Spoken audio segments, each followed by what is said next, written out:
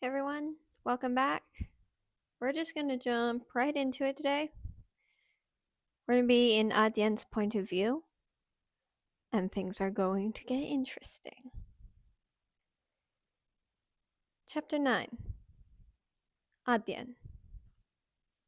Footsteps tapped down the hall towards my cell. Expecting only more food, I didn't bother to move. They would be in and out, and that was it.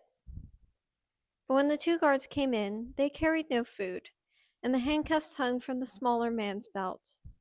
Lars Alfred was ready to question me again. My wounds had been given enough time to heal, so my body protested less as the men hauled me to my feet. I considered fighting, worried about what the Darkheart's leader had in mind for me, but I was exhausted. The cell was uncomfortable, and I hadn't been sleeping well. I made myself limp as a dead fish, weighing the guards down instead. Oi, you behave now! The taller man gave me a rough jerk as he snapped the handcuffs around my wrists. I let them drag me out of my cell, but as soon as we were into the corridor, I got my feet under me and walked normally. Bumping up each step wasn't worth it, and I'd gotten a small amount of satisfaction from my small form of resistance. They hadn't broken me. Not yet.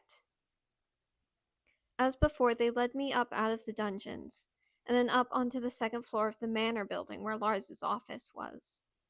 I leaned forward, trying to catch a view out of any windows as we passed along the way. But the guards effectively blocked my view each time. I swallowed my frustration and readied myself for what was to come. Lars Alfred was sitting in his chair when we entered the office, and remained silent as the guards seated me in the other chair and retreated. As soon as the door clicked shut behind them, he leaned forward and set a small bottle on the desk between us. Do you know what this is? I eyed the vial cautiously. It stood about an inch high from the wood, stoppered with a small cork.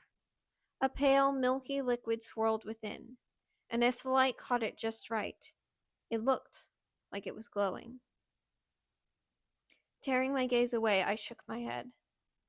Whatever it was probably something dangerous. Another incentive for me to talk, but I had to hold firm. Truth serum? I ventured. There were certainly concoctions out there that loosened people's lips, but not all of them were particularly effective unless the mind was already clouded. Part of me hoped my offhand guess was right, because it would be a more desirable outcome than other possibilities. No, Lars replied a second later, dashing my hopes. Those pathetic tinctures aren't worth my time. No, this is something far, far more powerful. Poison? Please don't let it be poison. Lars sat back, his eyes glinting evilly. Not too far off. But this is a very special kind of poison. I combed all over Terracor to find it. Would you like to know what it does? I didn't. Hoping Lars would decide that the crueler option would be to leave me in suspense, I simply stared at my hands and offered no reply. Unfortunately, Lars had apparently been looking forward to this moment for a long time. Steepling his fingers like the vile man he was, he grinned. I'm not a fool, Adyen. I know that it's going to take a lot to get the answers I want out of you, and even more before you willingly join me in my endeavor. So I'm going to offer you a deal. If you tell me where your sister is and go along with my plans, nothing bad has to happen. On the other hand, I don't really need you, Adyen.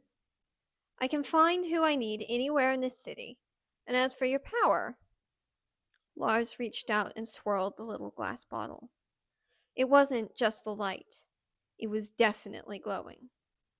This is a special little mixture that will worm its way into your system and wrap itself around your special little power before it's extracted and planted into one of my men.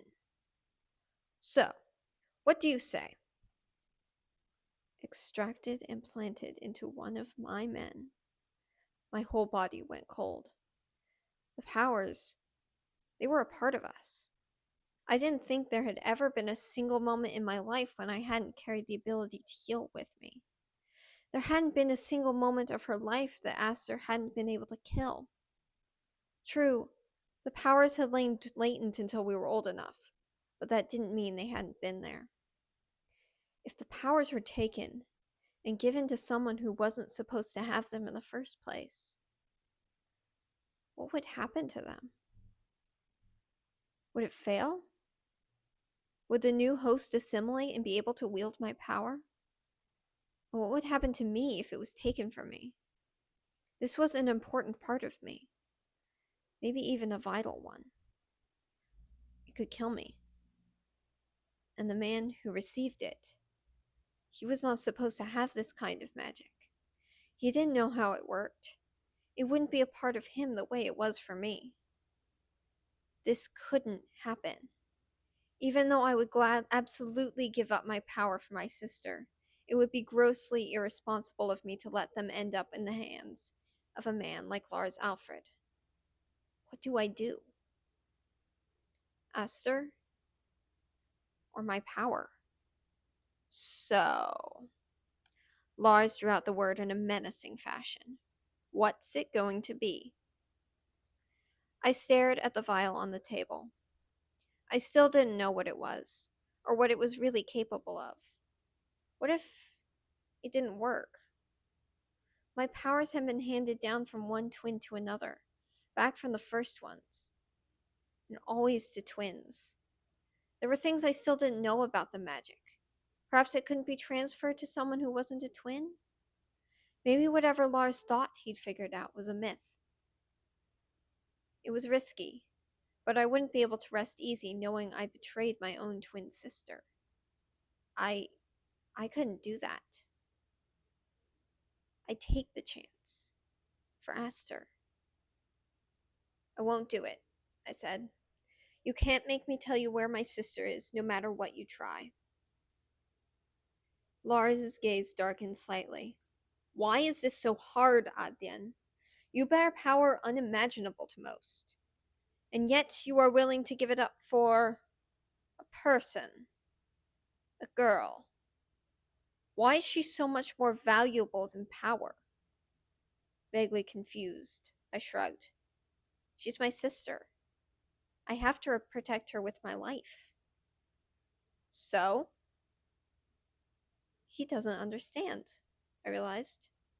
He doesn't understand how much Aster means to me. He's so focused on power that he's forgotten about people as well. I'm not telling you where she is, I said, more forcefully than before. Unfortunate for you, then, Lars said, and I thought you were a reasonable lad. I swallowed back a snort. Oh, you are far from reasonable, Lars Alfred. His glare deepened. I tensed, waiting for him to pick up the bottle, to administer the poison. Even if it didn't do what he thought it would, it was surely going to be unpleasant for me. I might never see Aster again. I love you. I hope that one day you will see that I did my best. But instead of reaching for the vial, Lars simply stood. Guards, he called. Within a few seconds they were back in the room. As they reached for me, Lars once more directed his words to me. Think it over, Adyen. You have one last chance, and then I'm taking everything from you. The guards took me by the arms and once more led me from the room. As we traversed the path back to my cell, Lars's words continued to echo around in my head. Then I'm taking everything from you. I'm taking everything from you. Everything. He couldn't. He couldn't have Aster, and he couldn't have my power. I had to do whatever I could to keep it from him. The trouble was, I had no clue how long I would be able to keep it that way. In this situation, I had no control. I'm taking everything from you.